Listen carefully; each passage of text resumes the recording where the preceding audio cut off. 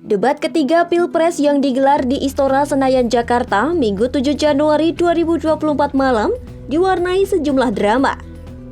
Debat Pilpres ketiga berlangsung panas ketika Anies melancarkan dalam tanda kutip serangan bertubi-tubi ke Prabowo sejak segmen awal atau pemaparan visi misi. Selain itu, ada beberapa drama yang juga terekam kamera selama debat ketiga Pilpres 2024. Apa saja?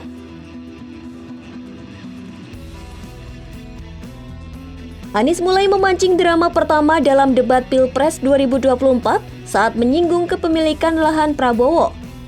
Anies menyebut Prabowo punya lahan seluas 340.000 hektar, di mana hal itu berbanding terbalik dengan setengah prajurit TNI yang tak memiliki rumah dinas. Sehingga menurutnya ada kesenjangan antara kekayaan Prabowo dengan kesejahteraan prajurit TNI. Serangan Anies kepada Prabowo tak berhenti di situ saja.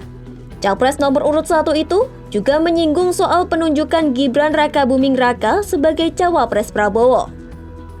Anies bilang Prabowo telah melakukan kompromi etik, sehingga membuat Gibran melenggang ke panggung Pilpres 2024. Prabowo pun keberatan terkait pernyataan Anies yang menyinggung soal etik.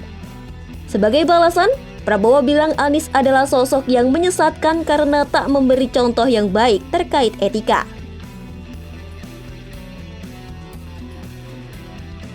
Di sisi lain, Ganjar juga tak mau ketinggalan melancarkan serangan kepada Prabowo dalam debat Pilpres ketiga.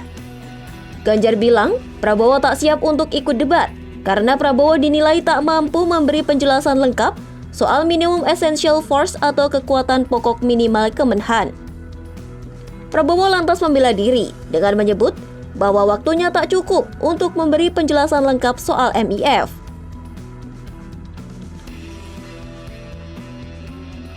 Tensi panas debat Pilpres tak hanya terjadi selama debat berlangsung.